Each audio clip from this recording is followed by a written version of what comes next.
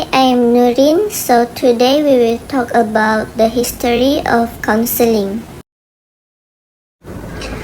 From 1900s to 1909, people of various professions shared counseling during this era. Counseling during that time means advising other people.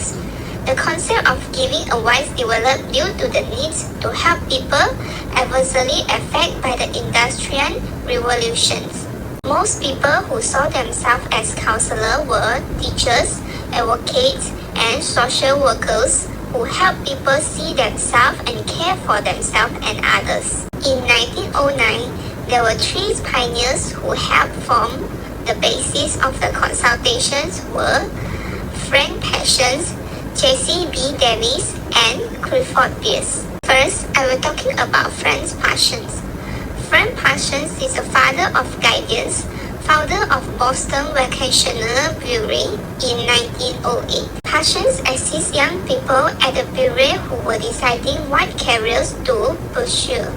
This is because Parsons believed that the more people understood themselves and the career choices available to them, specifically their attitudes, interests, and resources, the more capable they were of making informed and reasonable occupational choices. Next, I will present about J.C. B. Davis. J.C. B. Davis proposed that public schools should have systematic guidance programs where teachers teach their students to build their characters and prevent problems. Furthermore, the last pioneers that I'm going to explain is Clifford Pierce. Clifford Pierce was an American mental health advocate who played a significant role in improving the treatment of people with mental illness in the early 20th century. His own struggle with mental illness inspired him to become an advocate for reform. In 1908, he published a memo, A Mind That Found Itself, which details his experience in the mental institutions and called for improvements in the treatment of people with mental illness. In 1909, he founded the National Committees for Mental Hygiene, an organization dedicated to promoting mental health and improving the treatments of people with mental illness. Now I will explain about the history of counseling from 1910 to 1920. In 1913, National Vocational Guidance Association was founded, the forerunners of the American Counseling Associations. The development of the NCGA signified the first effort towards unifying those invested in the pursuit of secondary information related to the vocational guidance. During the First World War, counseling became an utmost priority to deal with war traumas and recruit mentally sound soldiers. Army Alpha and Army Beta tests were devised, and the concept of psychometric tests was devised. Besides that, in 1920, the education of counselor program was started at Harvard University. Recognition of the importance of vocational assessment and guidance continued to put the counseling fields into more solid development and recognition of the needs of increased professionalism. Certifications for counselors began, and the first marriage and family counseling centers was opened in New York City. Furthermore, I want to explain about the history of counseling from 1930 to 1940. In 1930, E.G. Williamson gave the first counseling theories in which he focused on a direct counselor-central approach. The focus of trait factor counseling was to define behavior by traits such as attitudes, achievements, personalities, and interests, and based on this and a variety of factors, specifically evaluate them to assist an individual towards becoming an effective and successful individual.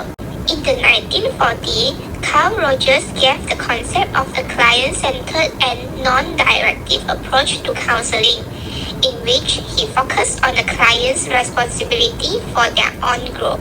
Through Rogers' influence, the focus of counseling shifted to relationship dynamics, counseling technique, training of counselor, and the refinement of the goals of the counseling relationships. Rogers' theories came to the forefront of counseling and psychology theories, but new counseling theories emerged as well. After the Second War, the US government funded counselor training institutes. The Veterans Administrations rewrote specifications for vocational counselors and coined the terms counseling psychologists. Now I'm going to talk about the emergence of new counseling theory. Before the 1950s, there are four main theories were practiced in the field, which include trait factors and directive theories, psychoanalysis, client-centered and humanistic theories, and behavioral theories.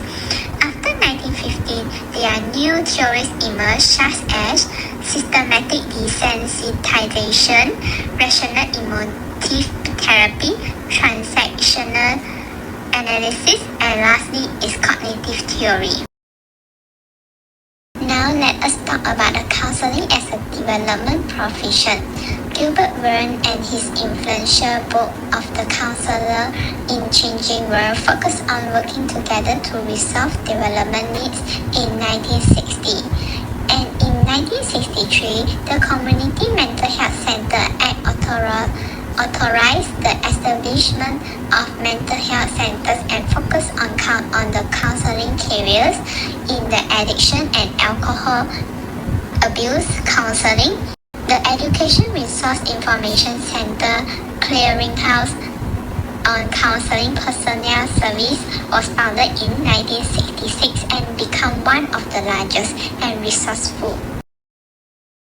In 1970, diversification in counseling, a need for specialized training developed for counselors to address the population different needs, because people starting with the title of IX and the affirmative action and anti-discrimination legislation happened. So in 1973, the Association of Counselor Educators and Supervisors, ACES, established on the standards to acquire a master's degree in counseling. In 1980, standardization of training, certification, and human development. In order to certify counselor on a nationwide level, the National Board for Certified Counselor, is also known as MBCC, was established in 1982. Standardized exams that counselors had to pass in order to become National Certified Counselor were created during this decade. A theory of counseling also advanced as more emphasis was placed on developmental counseling throughout the lifespan. Counseling in the 1900s. In 1992, based on the statistics, counseling get included in the healthcare human resource as a primary mental health profession by the Center for Mental Health Services with the National Institute of Mental Health. Counselors during this decade will pay more attention to the social factor, for example, interaction, family environment, spirituality, socio-economic consideration, and others. Now we are going to talk about the trends of the 2000s until now. After the events booming in the Columbia and September 11 attacks, counselors began to focus on conflict and safety from the perspective of prevention and treatment. The counseling community has decided to work on the crisis plan with different ages to provide psychological treatment and facilitate grieving and healing with a renewed emphasis on acute stress disorder, ASD, and post-traumatic stress disorder, PTSD. The concept of wellness has increased and is a way for counselors to promote a positive state in well-being. Now, let's move on to Counseling 2019 until 2021. In 2019, COVID-19 had affected almost every daily area of experience.